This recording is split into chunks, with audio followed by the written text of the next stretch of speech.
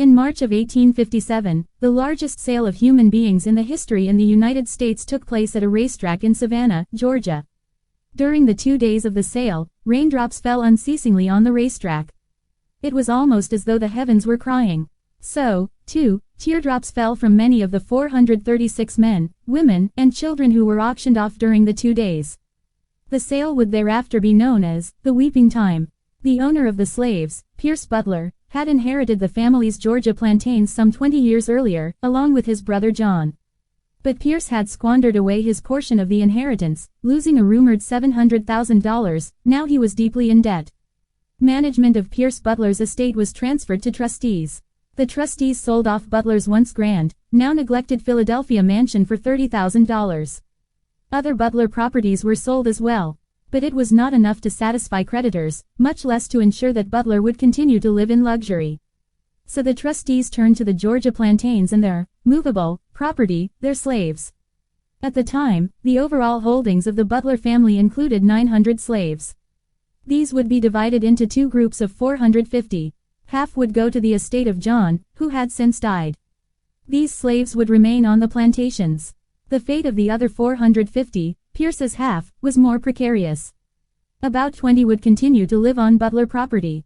The remainder, some 429 men, women, and children, were boarded onto railway cars and steamboats and brought to the Broke racetrack, where each would be sold the highest bidder.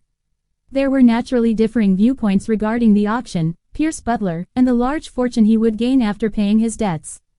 Philadelphia socialite Sidney George Fisher noted in this diary, "It is highly honorable to Butler that he did all he could to prevent the sale, offering to make any personal sacrifice to avoid it."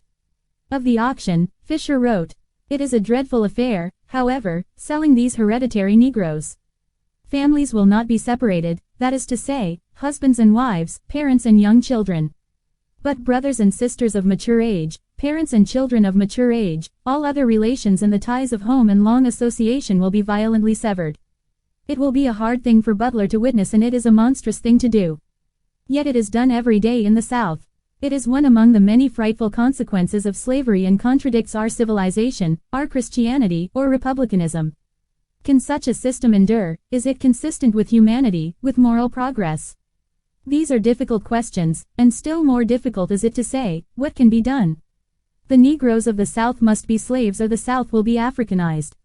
Slavery is better for them and for us than such a result."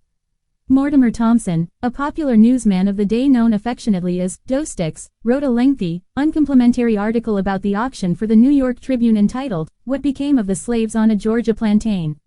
He reported how the slaves, eager to impress potential masters who they perceived as kind, would sometimes cheerfully respond to buyers, pulling their mouths open to see their teeth, pinching their limbs to find how muscular they were, walking them up and down to detect any signs of lameness, making them stoop and bend in different ways that they might be certain there was no concealed rupture or wounds.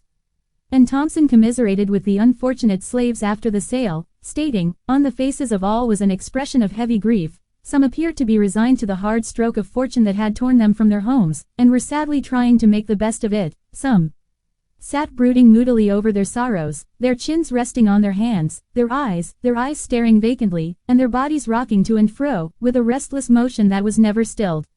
The 2-day sale netted $303,850. The highest price paid for one family, a mother and her 5 grown children, was $6,180. The highest price for one individual was $1,750. The lowest price for any one slave was $250. Soon after the last slave was sold, the rain stopped. Champagne bottles popped in celebration. And Pierce Butler, once again wealthy, made a trip to southern Europe before returning home to Philadelphia.